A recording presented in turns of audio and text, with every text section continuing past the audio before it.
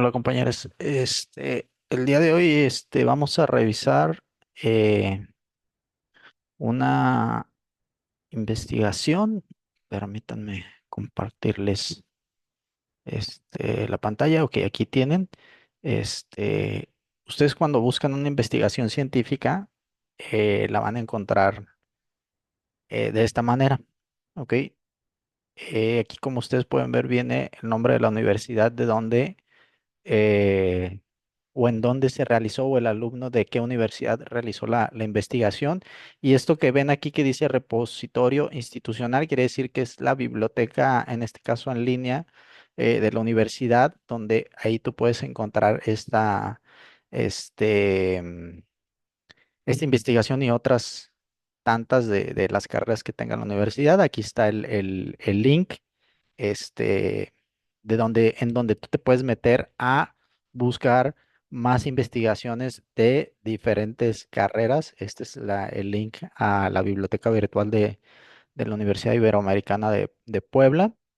Y aquí viene el grado que se va a ostentar con la tesis que se está realizando. En este caso, sería para obtener el grado en maestría en psicología clínica y psicoterapia. Como ustedes pueden ver, aquí tienen el título de la investigación, que es muy concreto por el tipo de investigación que se está realizando. Como es un caso clínico, el que se está revisando en la investigación, ¿sí? O lo que se está utilizando en la investigación, el título no es tan específico. ¿Por qué? Porque se está utilizando la investigación en un solo individuo, ¿sí? Un solo individuo, digamos que es la muestra para esta investigación, no es un conjunto o no es una cuestión como más generalizada, es algo muy particular. En este caso, como pueden ver, dice abordaje gestal de un caso de abuso sexual. Aquí ustedes tienen el nombre de la alumna que realizó la investigación y el mes y el año, o en orden del como lo están observando aquí, viene el año y el mes, ¿sale? Y aquí ustedes pueden encontrar la dirección de internet donde encuentran el, el documento. Esto es muy importante que ustedes lo empiecen a ubicar porque siempre que ustedes o a alguien les mencione alguna investigación, es que hubo una investigación de tal universidad en la cual se demostró lo que sea de cualquier tema, es muy importante que, o por ejemplo en clase, cuando se menciona esto de que hubo una investigación o cuando tú quieres hacer un estudio de caso, etcétera, un estudio de caso como metodología de aprendizaje en las universidades, es muy importante que tú, eh, pues, le proporciones al alumno o a la persona el link. De la investigación o tú como persona si estás leyendo, no sé, que puede ser alguna página de internet donde te mencionen alguna investigación, debe venir el link que te lleve a dicha investigación, porque si no, ¿cómo uno puede comprobar en páginas de internet, en escritos, en revistas, hasta en una clase, que realmente esa investigación se llevó a cabo o no se llevó a cabo y si es tal cual como nos lo están mencionando, ya sea en una clase, ya sea en una revista, en un artículo de internet, en una página de internet, en algún libro? Y es muy importante porque hay que revisar muy bien cómo es que se hizo esa investigación. ¿Ok? O sea, no nada más es mencionar que hay investigaciones que se han hecho, no, a ver, ¿qué investigación? ¿Dónde está el link para yo poder revisar y determinar, es decir, tener criterio propio del yo mismo leer la investigación y saber pues si estoy de acuerdo o no estoy de acuerdo con la investigación, porque no solamente porque alguien se titule de un grado académico con tesis más hoy en día, quiere decir que su trabajo es correcto. Y les repito, más hoy en día, ¿sí? Entonces, muy importante esta parte que les estoy mencionando. Yo por eso les encargué que por lo menos revisaran tres investigaciones referente al tema que ustedes quisieran abordar simplemente como un ejemplo, ¿sí? Porque no, técnicamente no hicimos nada aquí de investigación en esta materia, eso ya lo harán en seminario, ¿sale? Entonces, esta parte es muy importante simplemente para que ustedes vayan ubicando como los diferentes apartados en una investigación. Ahora, esta investigación a mí me interesa mucho, en general la utilizo muchísimo en clases aquí en UDP, este, porque... eh, me interesa que ustedes vean cómo en un tratamiento terapéutico o en una psicoterapia, como le quieran llamar, tú puedes realizar investigación a través de tu propio trabajo de psicoterapia. O sea, no es que la investigación solamente es como, es nada más estar encerrado en un laboratorio y eso es hacer investigación, ¿sí? O a lo mejor irme a una comunidad, investigar esa comunidad estando en esa comunidad y es la única manera de hacer investigación. No, a través de tus casos clínicos que tú puedas llevar o, por ejemplo, a través de tu expertise diaria que tengas, por ejemplo, en área de recursos humanos, en psicología educativa, o sea, de tu trabajo que desarrolles el día a día, también puedes utilizarlo para investigación, ¿sí? De hecho, pues es lo que se recomienda cuando ustedes, pero creo que ya les he dicho que pues eso ya está cambiando en muchas universidades y va a terminar cambiando, o sea, va a desaparecer, me imagino, en algún punto van a desaparecer las maestrías, digo, las maestrías, no, discúlpenme, los trabajos para titularte de maestría, este, es muy importante que tú tengas cierta experiencia antes de estudiar tu maestría. ¿Para qué? Para que tú al entrar a la maestría ya tengas un poquito claro qué es lo que quieres o de hacia dónde quieres enfocar tu trabajo de investigación para titularte en el grado de maestría o de maestro. ¿Sí? Esa es la importancia. Entonces, yo sí no recomiendo mucho que inmediatamente tú salgas de estudiar, te metas a estudiar otra vez la maestría, porque sí sería importante que agarres un poquito de experiencia, a menos de que tú ya tengas muy, muy, muy claro lo que quieres investigar, hacia dónde quieres dirigir tu práctica profesional y que ya tengas muy, muy claro como lo que quieres, ¿no? Por ejemplo, ahorita pienso muchísimo en este ejemplo, tengo una alumna en los días sábados que ya tiene muy claro de psicología, ya tiene muy claro que quiere criminología, o sea, temas que tengan que ver con la psicología forense, ¿sí? Entonces, cuando ella hace trabajos de esta índole, de este tipo de materias, yo creo que es la que mejor los hace de su salón porque tiene muy claro que quiere eso. Entonces, es como les dije en la primera clase, parte de que este tipo de cosas te funcionen, tiene que ver mucho que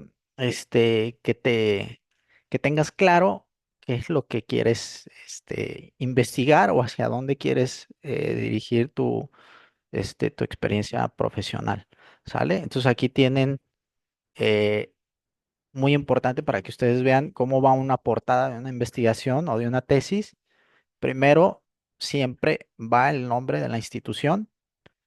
Eh, esto en la mayoría no lo lleva, sí, pero aquí se lo ponen, eh, que es como el reconocimiento o la validez oficial de la titulación de la escuela, pero no necesariamente va esto, y lleva el logo de la escuela, ¿ok? Entonces digamos que una portada de una tesis, lo que sí lleva así forzosamente es primero va el nombre de la institución y abajo tiene que ir el logo de la escuela.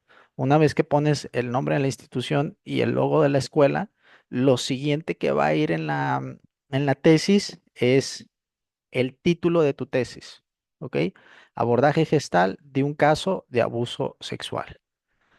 Lo siguiente que va es, normalmente pones quién fue tu asesor de tesis, ¿sí? En este caso, fue la doctora María de Lourdes Carrillo Árcega, ¿sí? ella fue, digamos, quien le estuvo revisando constantemente el trabajo al alumno, ¿sí? Por eso se pone, porque obviamente necesitas un asesor de tesis. No es que nada más va a ser tu trabajo tú solo, sino necesitas estar asesorado. Muy importante, la figura del asesor de tesis, lo que hace es que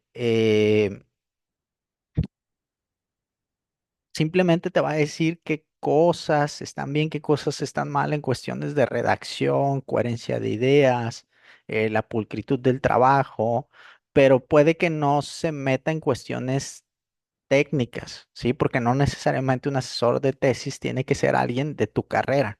Puede ser, no sé, un doctor en letras, que no sea psicólogo, por ejemplo, en el caso de ustedes, pero es muy bueno revisando trabajos académicos, ¿no? Que eso es lo importante. O sea, sobre todo lo importante en una tesis es tener un buen asesor en cuestión de trabajos académicos, ¿sí? No que sea un experto en los temas que tú quieres manejar, porque se supone que tú vas a ser el experto en el tema, ¿no? Obviamente te puedes apoyar de otros maestros que a lo mejor tú consideres que te pueden ayudar en tu tema ya específicos de psicología, pero los asesores de tesis no necesariamente, les repito, son personas que tienen que ver con tu carrera, sino simplemente tienen que ser expertos en cuestiones de revisión de trabajos académicos. Te van a corregir cuestiones, sobre todo, ortografía y ese tipo de cuestiones. Ahora, ya que pones el nombre del asesor o la asesora, eh, tienes que poner, especificar, esto es muy importante, especificar la tesis, para qué se elabora, o sea, para obtener qué grado académico. En este caso, si se fijan, es para obtener el grado académico en maestría en psicoterapia. Puede ser para, por ejemplo, elaboración de un estudio de caso, que para obtener el grado de doctorado en psicoterapia. ¿Sí? Eh, Acá creo que esto está de más, creo que solamente iría para obtener el grado de maestría en psicoterapia. ¿Sí? Y ya una vez que tú indicas para qué es esa tesis que estás elaborando, o sea, cuál es la finalidad de esta tesis es obtener un grado académico. Por último va tu nombre, ¿sí? El nombre de la persona que elaboró la tesis y la fecha y el lugar de elaboración, ¿no? En este caso, Puebla, 2019. ¿Ok? Y ahí queda la portada de una tesis o de un trabajo de investigación.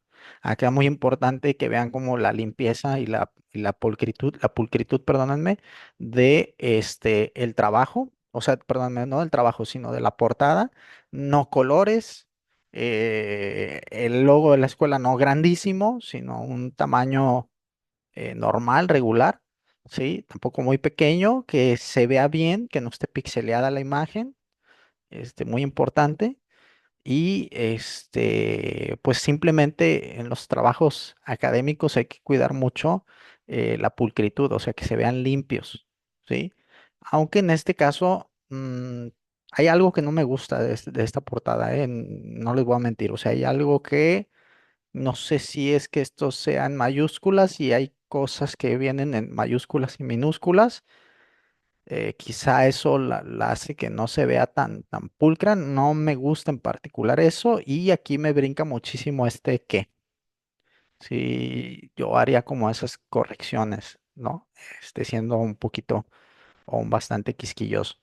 Acá en este apartado, ustedes ya tienen el índice de la tesis. O sea, una vez que tú haces tu portada, lo siguiente que va es el índice. Aquí en orden, digamos que es como la segunda, digamos que ya de la tesis formal sería como la segunda página, primero la portada, ya después el índice, pero normalmente el índice se hace al final porque ya que acabaste todo tu trabajo y que ya puedes ver en qué página va a quedar cada cosa, ¿sí? Porque obviamente al inicio pues no tienes bien estructurado cómo va a quedar, sobre todo en las páginas. A lo mejor sí le puedes poner como esta parte digamos, como los capítulos, por así decirlo, pero obviamente las páginas pues se las pones al final porque hasta que no esté terminado tu trabajo no puedes saber en qué página va a quedar cada cosa. Entonces normalmente el índice se recomienda realizarlo al final, pero al inicio puedes hacer un esqueleto, se le llama técnicamente en diseño gráfico. ¿Ok? Aquí tienen el índice, vean bien el resumen. El resumen es esa parte en la cual tú cuentas de, digamos, de qué trata tu investigación, pero este resumen se hace también al final porque no puedes hacer un resumen de tu investigación hasta que no terminas la investigación, ¿ok? Entonces es muy importante, esto se hace al final, ¿sí? No se hace al inicio porque es un resumen, es decir, es donde me cuentas de manera condensada, ¿sí? De manera muy sintetizada, qué es lo que hiciste en tu investigación. Entonces eso no lo vas a saber hasta que no la termines. Luego viene la introducción, ¿ok? Y se fijan, el resumen es una página. Luego viene la introducción. Luego viene donde cuentas un poquito es decir, me cuentas un poquito del inicio, o sea, qué es lo que voy a encontrar en esta investigación, qué cosas necesito yo saber previamente antes de meterme a leer de lleno la investigación. Eso es lo que va en la introducción, es donde me vas presentando un poquito qué es lo que voy a encontrar. ¿Sí? Luego viene la formulación del caso clínico, que sí, es decir, qué es lo que estoy trabajando aquí, o sea, cómo es el caso, ¿sí? ¿Cuál es el contexto del caso? Luego aquí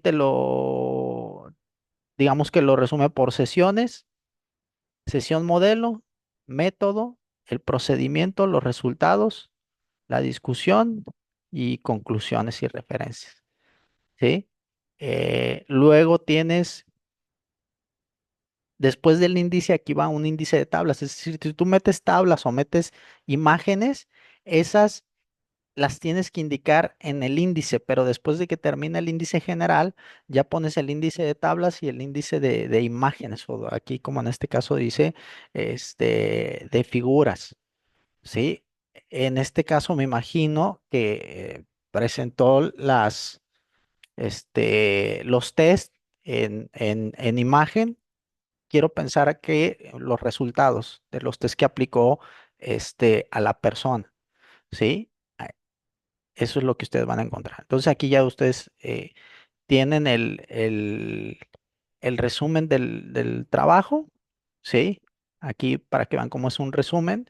Dice, este trabajo es un informe de caso de un joven de 23 años de edad atendido en la clínica de orientación psicoterapéutica y aprendizaje significativo por una alumna del último semestre de la maestría de psicoterapia desde un enfoque gestal. ¿Sí? El paciente reportó en la primera sesión como motivo de consulta síntomas de estrés postraumático y en la segunda sesión reportó haber sido abusado sexualmente en la infancia por su hermano mayor. El proceso terapéutico constó de 25 sesiones bajo una modalidad de supervisión por un grupo conformado por 4 psicoterapeutas en formación y una terapeuta experimentada. Se presentan aquí los instrumentos y técnicas utilizadas durante el proceso y descripción de las sesiones. Los resultados cualitativos incluyen retomar la responsabilidad del propio bienestar como alternativa a la estrategia de afrontamiento, usualmente utilizada la victimización, ¿sí? Los puntos cuantitativamente disminuyeron los síntomas por el estrés postraumático de un puntaje de 83 a 50 puntos y en el inventario multifacético de personalidad Minnesota, que es el MPI-2, se recomendó continuar con el proceso para trabajar otros aspectos de la vida del sujeto. A ver, esto aquí me interesa, ¿no? Porque aparte de investigación, pues podemos revisar algunas cuestiones, psicoterapéuticas. Se tuvieron, para que ustedes también tengan una referencia, ¿no? Esto es muy importante, ¿no? Aquí es un caso real y que ustedes vayan teniendo una referencia no solamente en la investigación, sino también en las cuestiones clínicas. Eh, Número de sesiones. eh, el proceso terapéutico constó de 25 sesiones. O sea, 25 sesiones. Supongan que la persona va cada semana, ¿ok? Entonces, en un mes son 4 sesiones.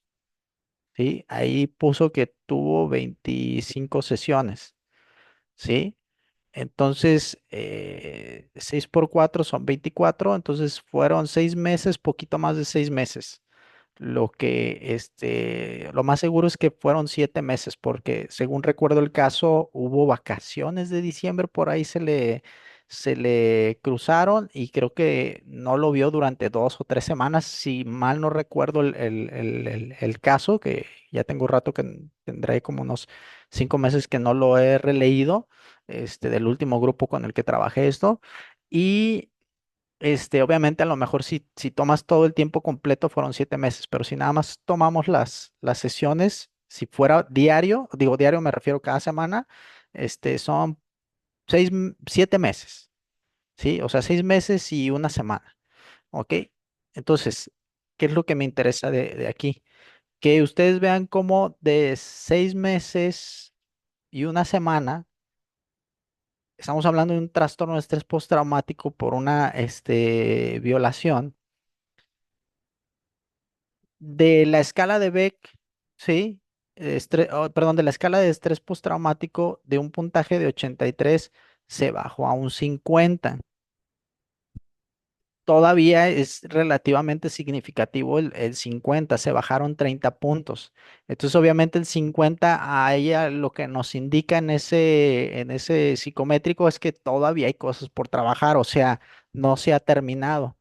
Entonces, esto para que ustedes lo tengan de referencia, ¿sí? Más o menos, o sea, una problemática tipo trastorno de estrés postraumático no lo vamos a solucionar así rápido y esto es muy importante para que las pacientes o las personas, entiendan que el resolver este tipo de situaciones de manera psicológica lleva tiempo y acá estamos hablando de una persona que iba cada semana. Entonces, ahora imagínate si van cada 2 semanas o hay personas que van cada mes. Pues obviamente, va a tomar muchísimo más tiempo, ¿ok? Y como ustedes pueden ver, también, pues aplicó el MPI-2, ¿sí? O sea, el MPI-2, cuando vimos psicometría con ustedes, pues les diría, sí es importante que ese específicamente sí lo apliques en casos en donde tú consideres que la persona, o no que consideres, sino que tengas la referencia de que la persona tiene un trastorno, simplemente para corroborar que sí lo tiene y en qué, digamos, nivel o en qué grado de, de intensidad, por así decirlo, que recuerden es el MPI sí te dice sí, en qué grado, ¿sí? Estás en promedio, acuérdense que también bajo del promedio también es un problema, arribita del promedio, muy arriba del promedio o ya exageradamente. Entonces, sí es muy importante, ¿sí? Entonces, por ejemplo, vean, pues aquí te dice que en el MPI sacó un 83 de 50, perdón, de 83 puntos, que fue la primera vez que se lo aplicaron. Ya la última vez que se lo aplicaron en la misma, digamos, escala, sacó un 50. Entonces un 30 sí ya es algo, significativo la disminución. Según lo que yo recuerdo, unos 50 puntitos en MPI está ya en lo normal, sí, ya va a estar rayándolo, quizá lo normal o esté todavía poquito por arriba de lo normal, entonces todavía hay cosas que trabajar, ¿sale? Esto muy, muy importante. La introducción, sí, dice, aquí te cuentan ya qué es lo que vas a encontrar en el documento. Este documento presenta el proceso terapéutico de un caso relacionado con incesto, con síntomas de trastorno de estrés postraumático, según, y vean, aquí pone la referencia, o sea, según la Asociación Americana de Psicólogos, atendido en la Clínica de Orientación Psicoterapéutica y Aprendizaje Significativo, esto en Puebla, ¿sí? Bajo un enfoque de psicoterapia gestal en la que la terapeuta fue supervisada por un equipo de trabajo y una supervisora titular, que lo mencionaba en el resumen. O sea, me imagino que en el grupo pudieran ser 5 alumnos de la maestría, entonces los cuatro compañeros restantes revisaban también el caso de la compañera, me imagino, cada semana junto con la maestra, que la maestra me imagino, oye, pues obviamente ya tenía más experiencia en el tema. En este caso me imagino que si era psicóloga la maestra y me imagino era psicoterapeuta gestal o psicoterapeuta, nada más. Ahí sí desconozco en la universidad, sí, digamos, separan a los grupos de maestría por corrientes elegidas por los alumnos o si en la Iberoamericana se especializan en un tipo de terapia o es en general, o sea, si mezclan gestales con psicoanalistas, con conductistas y lo único de lo que trata la maestría es de el concepto de psicoterapia en general, que no lo creo así. Necesitaría ser algo específico, sí, o sea, me imagino que es la especialidad en psicoterapia gestal. Entonces, bueno, esto es para que ustedes tengan más o menos una noción de cómo se hace esto. En este aspecto, perdón, en este trabajo se presentan aspectos teóricos, instrumentos de evaluación psicométrica, descripción de las sesiones y resultados de la intervención. ¿Sí? Repito, ¿qué encuentran en el trabajo? Cuestiones teóricas, la psicometría que se utilizó, la descripción de las sesiones y cuáles fueron los resultados de ese proceso. Las características del terapeuta que atendió el caso son, y aquí pone características de ella como terapeuta: sensibilidad, empatía, contención, acompañamiento, calidez y una actitud profesional. Otros factores asociados a la terapeuta fueron dificultades con establecimiento de límites, manejo de la propia ansiedad y reconocer los recursos del paciente. Que les repito, otros factores asociados al terapeuta fueron dificultades, o sea, le costó trabajo a ella, y esto es importante, es investigación, entonces ella tiene que decir exactamente qué fue lo que más se le dificultó en el momento del proceso terapéutico. Esto es muy importante para que haya sobre todo, por ejemplo, ya cuando estás estudiando la maestría, para que haya una retroalimentación de cómo lo tienes que trabajar, eso que se te dificulta. Ella, por ejemplo, está poner límites. Esto es muy importante. O sea, como terapeuta tienes que poner límites. Entonces le costó trabajo poner el límite con el paciente o en este caso con el cliente porque es gestal, ¿sí? Manejo de la propia ansiedad. O sea, ella también, independientemente de quizá lo que estaba escuchando, traía su ansiedad quizá por el miedo a equivocarse, quizá porque saliera bien el trabajo, quizá porque ya se quería graduar del nivel de maestría, o sea, pueden ser un sinfín de situaciones y reconocer los recursos del paciente. ¿A qué se refiere esto? Eh, Hay veces que puedes eh, mm, paternalizar, maternalizar al paciente, esto famoso de pobrecito. Cuando tú le dices pobrecito a alguien, por eso el terapeuta no es, digamos que no es algo sano que nosotros digamos, ay, pobrecito de nuestro paciente o que lo pensemos, porque en el fondo lo que denota ese pobrecito es, "Mm, no creo que sea capaz". Entonces, técnicamente tú tampoco estás reconociendo que la persona por sí sola puede superar situaciones de su vida. Entonces esto es muy importante, por eso no se pobretea a los pacientes, o esta sería la diferencia entre un terapeuta y alguien que no es terapeuta, que alguien que no es terapeuta son tendientes a decir pobrecita la persona, pobrecito, pobrecito, y eso, le repito, lo único que hace es que no reconoces y no le das el valor a la persona, ¿sí? Y el reconocimiento de que puede superar sus propios problemas. Y entonces siempre en este caso el tecnicismo sería que quizá lo estaba revictimizando, perdón, la persona. ¿Sí? Entonces es muy importante que nosotros no revictimicemos a nuestro paciente, ¿sí? Porque va a ser una eterna víctima. Y eso pues es malo. Dice, el enfoque gestal tiene la visión de que la persona es un ser en constante crecimiento. Entonces, si te fijas, aquí para analizarlo desde lo que nos interesa y no meternos tanto en lo clínico, que también es interesante, pues Te especifica en dónde lo trataron, quién estuvo supervisando el caso, después habla de ella como terapeuta, tanto sus pros como los contras o las dificultades que se le presentaron, ¿sí? Y aquí ya va a hablar de la corriente.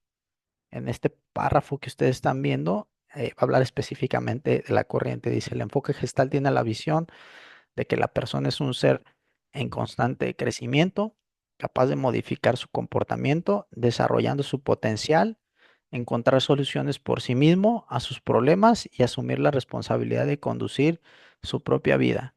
Pretenden resolver asuntos pendientes de manera sana al servicio de las propias necesidades. Describe a la conducta inadecuada como una señal de dolor emocional ocasionado por polaridades. Y aquí pone la referencia. Es muy importante que lo empiecen a detectar. Esto que ven aquí entre paréntesis, así se escribe una, una cita. O sea, está citando, perdón, les dije una referencia. Está citando a este autor, ¿sí? O sea, esto que ustedes ven aquí que escribió lo sacó de algún lado, ¿sí? No es algo que ella escribió por propia cuenta. En este caso, la polaridad más importante fue la revictimización versus la resiliencia, ¿sí? El abuso sexual infantil se define y aquí ya pone cuestiones más técnicas. Ya tenemos que empezar en la introducción a definir qué es un abuso sexual porque es importante. Si yo me pongo a leer el trabajo y no sé qué es un abuso sexual infantil o técnicamente cómo se define un abuso sexual infantil, pues no voy a entender el trabajo. Entonces es muy importante que aquí en la introducción uno empiece a escribir los significados de cuestiones técnicas que son importantes para que la persona que va a leer el trabajo, antes de leerlo, tenga en cuenta de qué estamos hablando. Les pongo otro ejemplo. Si yo voy a hablar de, no sé, bulimia, anorexia, por poner un ejemplo en mi trabajo de investigación, aquí en la introducción deberíamos poner qué es, en el caso, por ejemplo, de la bulimia o la anorexia, o si vamos a hablar, por ejemplo, de una neurodivergencia, pues, ¿qué son las neurodivergencias? Tenemos que definirlas para quien va a leer nuestro trabajo, hay que entender que probablemente este, puede que el trabajo lo lea alguien que no es psicólogo, entonces pues, obviamente no va a tener conocimiento técnico de ciertas cosas, o, por ejemplo, qué otra cosa se puede llegar a dar que no conoces, a pesar de que tú seas de la misma carrera, pues que no conozcas específicamente esa definición técnica. O sea, por ejemplo, yo recuerdo que les he platicado que cuando estaba en el Centro de Integración Juvenil, que me empezaron a hablar de trabajo de contención y yo no sabía que era trabajo de contención o qué era la contención. Yo recuerdo que no me lo explicaron en la carrera, tampoco yo lo pregunté. Oigan, ¿qué es el trabajo de contención? Yo nunca lo había escuchado hasta que salí la carrera. Entonces, imagínate, si yo voy a leerla al trabajo de alguien que me va a hablar de trabajo de contención, pues, y no sé, y estoy leyendo el trabajo y no sé qué es la contención, no voy a entender el trabajo. Entonces, eso es lo que va en la introducción, ¿sí? O sea, también ya después de todo esto que vieron aquí arriba, que es un preámbulo para, o sea, un contexto, ya tengo que poner definiciones puntuales, o sea, eh, en sí, si se fijan, aquí él ya define lo que es abuso sexual infantil porque es de lo que trata el trabajo. Entonces, le repito, si tratara de Asperger, pues tendría que poner en la introducción qué es el Asperger y si quieren hasta un poquito de datos del Asperger, ¿sí? Entonces, aquí pone que es el abuso sexual.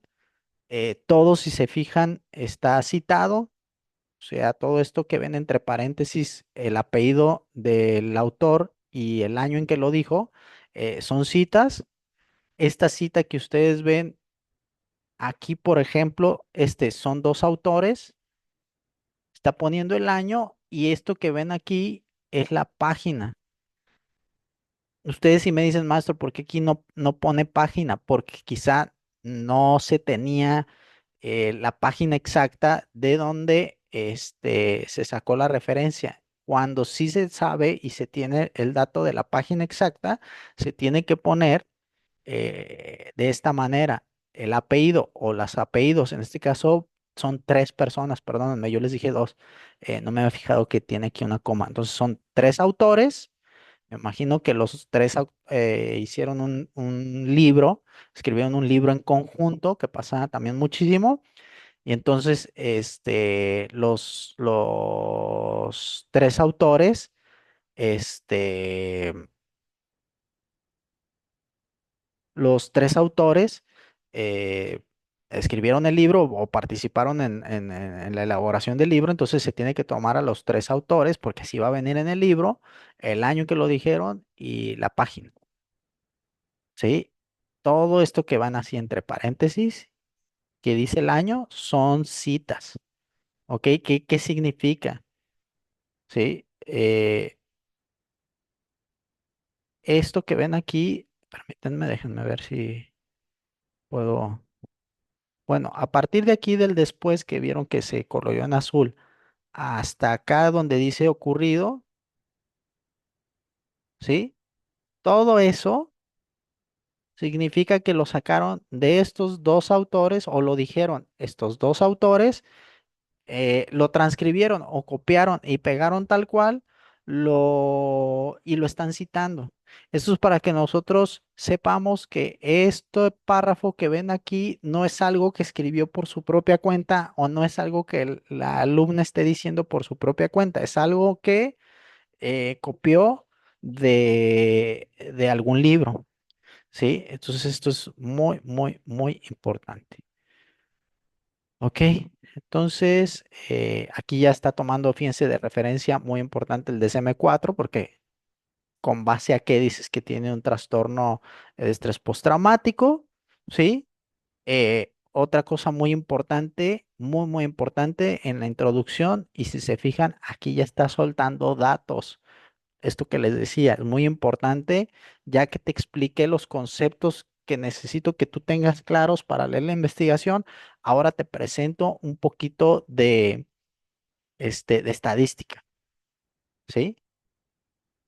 Y ya aquí, después de que te ponen la estadística, obviamente con sus fuentes de información, este, se pone un poquito de resumen de, de lo que trata el caso.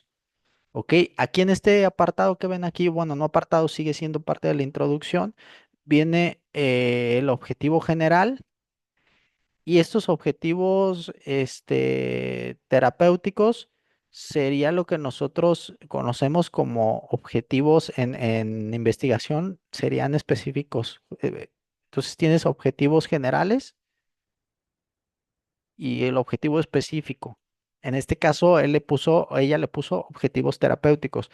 El objetivo general es lo que quieres lograr y los objetivos específicos o los objetivos terapéuticos son cómo vas a lograr tu objetivo general. ¿Sí? Y si se fijan, el objetivo general es nada más un renglón normalmente, y ya los objetivos específicos, que en este caso le puso terapéuticos, es el desglose punto por punto de lo que tú vas a hacer para resolver el objetivo general. ¿Sí? Entonces, por ejemplo, vean, objetivo general, sistematizar la práctica psicoterapéutica. O sea, ¿a qué se refiere? Lo que este alumna quería con la investigación era, eh, no parafraseando, sino diciéndolo de alguna manera, nada más tómenlo con pencitas lo que voy a decir, o sea, no lo vayan a sacar de contexto. Lo que quiere hacer la alumna creo que sí los había dicho la clase pasada o en la última clase que sí les estuve en vivo, este, es que se tenga una referencia para cuando tú tengas o los psicólogos gestales tengan un caso de trastorno de estrés postraumático, que puedan revisar esta tesis y decir, miren, esto que yo hice, se les recomienda que sigan como esto que yo hice para que resuelvan esa situación. Entonces es estandarizar. Ella dice sistematizar, es estandarizar, quiere mantener o sea, lo que ella quería aportar con su tesis es estandarizar, por así decirlo, lo que o cómo se trate o lo que se haga para trabajar un trastorno de estrés postraumático. Eso es lo que se quería hacer con esta investigación y es normalmente lo que se busca cuando tú haces investigación de casos clínicos. Es lo que se busca es, pues es que lo que queremos es estandarizar, o sea, que los psicólogos tengan una referencia de qué es lo que se debe hacer en este tipo de casos porque voy a demostrar que funcionó. Y entonces si funcionó, y aquí es donde viene la parte científica de la psicología, si funcionó con una persona, tiene que funcionar con la gran mayoría, el 99% de personas. Eso lo hace científico, ¿sí? Si funciona con una, funciona con todos, entre comillas, ¿sí? Entonces eso era el objetivo de la investigación, ¿sí? Ahora, ¿cómo piensa lograr esto? O sea, ¿cómo piensa sistematizar la práctica psicoterapéutica? Dice, aminorar, y si se fijan, al inicio de cada puntito, es decir, de cada objetivo específico, viene sí, un verbo. ¿Sí? Entonces es aminorar desde la formulación gestáltica la sintomatología. Identificar y realizar trabajo de introyectos. Acuérdense que la introyección es cuando la persona este es un concepto, es un bloqueo en gestal. ¿Ok? Acuérdense de eso, es un bloqueo en gestal. No es algo general de la psicología, es algo específico de la gestal, los introyectos. Es cuando algo que te enseñó una figura importante para ti o específicamente tu papá o tu mamá, tú lo vuelves como la única manera de actuar y que no existe ninguna otra. Entonces, quiere decir que introyectaste algo, ¿sale? Luego viene realizar un trabajo interdisciplinar con el apoyo de otros profesionales para la evaluación psicométrica y valoración psiquiátrica. Permitir y fomentar la manifestación de emociones mediante técnicas expresivas correspondientes a la terapia gestal. Desarrollar la responsabilidad del autocuidado, distinguiendo entre factores protectores y factores de riesgos para hacer un óptimo uso de recursos psicológicos. Fomentar que el paciente ejercite la polaridad de la revictimización, la resiliencia, ¿ok? Este, y aquí ya te habla, por ejemplo, de variables. Dice, la variable independiente de este estudio fue la aplicación de estrategias psicoterapéuticas. O sea, eso va a estar constante. Te voy a aplicar estrategias psicoterapéuticas gestales, ¿sí? Esperando que se modifique la variable dependiente. ¿Cuál es la variable dependiente? Los síntomas del trastorno de estrés postraumático. Entonces, ¿qué va a modificar a los síntomas de trastornos de estrés postraumático? Las técnicas gestales que yo utilice. Entonces, se fijan, ahí tenemos ya un ejemplo de lo que estamos viendo en otra clase, en otro día. Tienes este, la variable dependiente y la variable independiente. La variable independiente es lo que siempre va a estar es técnicas gestales. ¿Qué es lo que va a ir cambiando o modificando la sintomatología del trastorno de estrés postraumático? Sí, entonces lo que queremos ver es, con la investigación, es qué tanto, qué tanta variabilidad se tiene en qué, en los síntomas, aplicando constantemente técnicas gestales, ¿sí? Específicamente estrategias psicoterapéuticas gestálticas, ¿ok? Para ser más técnico con lo que la muchacha hizo, ¿sí? Em, ¿Qué otra cosa? Las limitaciones del estudio, ya para finalizar, es lo que pone, y con estas limitaciones terminaría la introducción. Dice, este estudio tiene algunas limitaciones y las enlista, ¿no? No se puede generalizar los resultados a otros pacientes, ¿sí? O sea, no podemos decir que va a funcionar exactamente con todo mundo. ¿Por qué? Porque pues el famoso depende en psicología, ya que se trató de un estudio de caso, ¿ok? Por otro lado, los datos autoinformados, ¿sí? Puede contener factores potencialmente de sesgo debido a variables como la memoria, o sea, la memoria del paciente, la atribución o la exageración del relato. Puede que el paciente exagere lo que le pasó. Es normal porque tú lo estás viviendo, entonces quizá para ti fue 10 veces peor. Sí, esto no para revictimizar al paciente, no, sino simplemente hay que tenerlo en cuenta en investigación, porque aquí está hablando de la investigación, no está hablando de como proceso terapéutico, sino está hablando de las limitaciones que puede tener la investigación. ¿Sí? Esto es muy, muy, muy importante. Y ya aquí lo que ustedes tienen es la formulación del caso clínico. Esto que ustedes ven aquí de la formulación del caso clínico sería lo que nosotros en investigación conocemos como el planteamiento del problema, ¿sí? Nada más que aquí lo decidieron, me imagino que entre la asesora le ha de haber dado el visto bueno, que lo pusieran como más técnico hacia la psicología, formulación del caso clínico. Pero no es otra cosa más que, si lo vemos meramente desde la investigación, el planteamiento del problema. Y entonces ya en el planteamiento del problema, pues tú pondrías cuál es el caso, ¿sí? Es decir, ya me vas a platicar el caso, ¿sí? El caso de lo que le sucedió al muchacho. ¿Ok?